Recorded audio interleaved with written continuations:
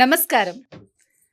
BRK భక్తి ఛానల్‌కి స్వాగతం. నేను మీ స్వీయ వర్మ. ఈరోజు మనతో పాటు స్టూడియోలో ఉన్నారు Shri Matangi Rajashyamala trust founder and chairman Brahmashri Nishant Sharma Avadhani గారు. నమస్కారం గురువుగారు. ఎలా ఉన్నారు గురువుగారు? బాగున్నారమ్మా.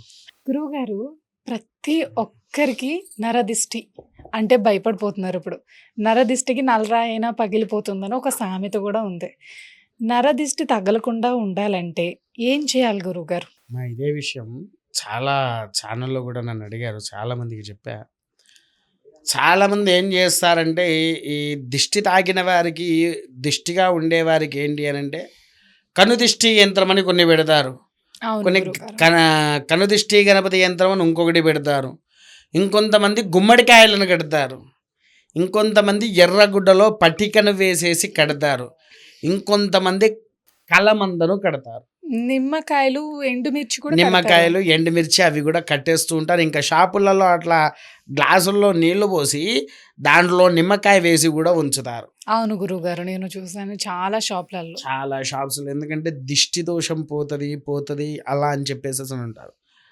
చాలామందికి తెలవని అసలైన నిజం ఏంటంటే తల్లి, అన్నిటికంటే ఎంతో అత్యంత శక్తివంతమైనది ఇది. కాకపోతే ఏంటి అంటే తంత్ర విద్యలో మాత్రమే ఉంటుంది. దీని గురించి మనకి ఏ గ్రంథాల్లో కూడా ఉండదు.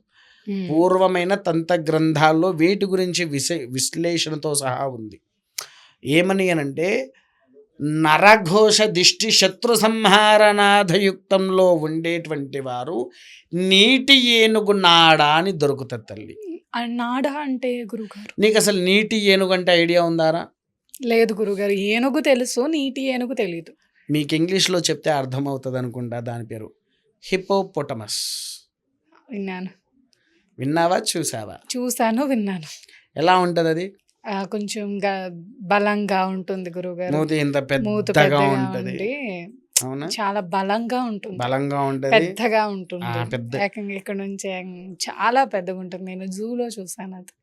అండ్ చాలా ఛానల్స్ లో కూడా చూపిస్తూ ఉంటారు కదా, అలా కూడా కదా? చూసాను. నీటి ఏనుగుని చూసాను. అవునా? అయితే ఈ నీటి ఏనుగుకి ప్రతి అమావాస్యకు దాని కాలంలో నుంచి ఒక నాడ అనేటువంటిది బయటపడుతూ ఉంటుంది. మ్మ్. ఆ నాడ ఎప్పుడైతే బయటపడుతుందో, బయటపడ్డాక అది వచ్చేసేసి దొంగచాటుగా తీసుకుంటారు. అది మ్మ్. తడిదనంతో ఉన్నప్పుడు. ఎందుకనంటే అవి ముట్టుకొనివ్వదు. హిపోపోటమస్ అది ముట్టుకొనివ్వదు. మ్మ్. దాని జోలికి ఎవరిని రానివ్వదు. అది ఎక్కువ ఏం చేస్తుంది అంటే నీళ్ళల్లోకి వెళ్ళి వదిలేస్తాయి, తన కాళ్ళల్లో నుంచి అవి వదిలేస్తాయి. వదిలేసిన తర్వాతనే దాన్ని బయటికి తీయాలి మేము. మ్మ్. అసలు ఎన్ని అహోరాత్రులు అడవిలో ఉండేవాళ్ళు కష్టపడి అవి వదిలేసిన తర్వాత ఏదైతే తొక్కకుండా పాడు చేయకుండా ఉంటుందో దాన్ని బయటికి తీసుకొని వస్తాం. మాకు నెలకు ఒక 10 వదిలిపెడితే ఒకటో రెండో దొరుకుతాయి తల్లి మాకు. మ్మ్.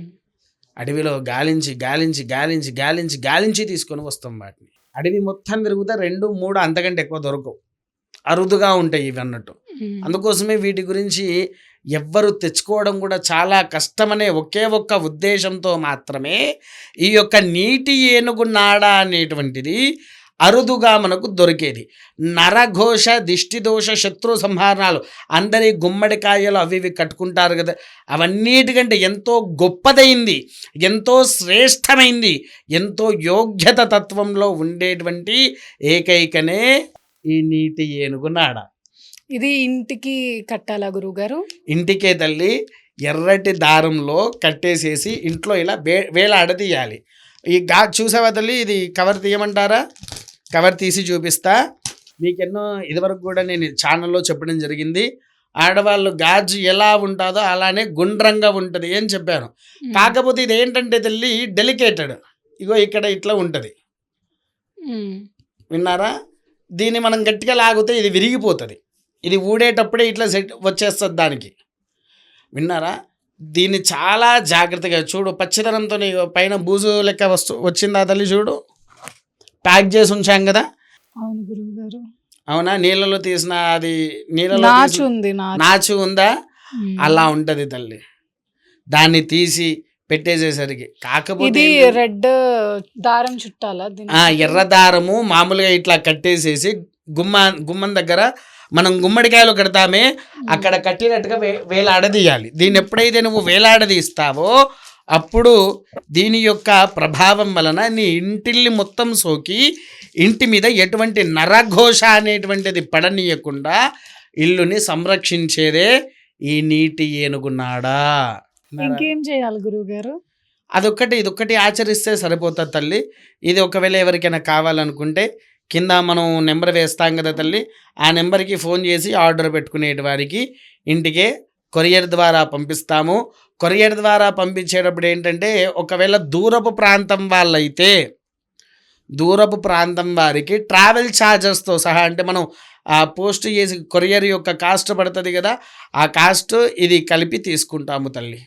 ధన్యవాదాలు గురువుగారు. చక్కటి పరిహారాలు, చక్కటి పరిష్కారం కూడా చూపించారు. ప్రతి ఒక్కరూ బాధపడేది మాకు దిష్టి తగిలేస్తుంది ఇంటికి అనేసి అనుకుంటారు. ప్రతి ఒక్కరికి ఒక మంచి సలహా, సూచనలు తెలియజేసినందుకు నమస్కారం గురువుగారు. మహాదేవ.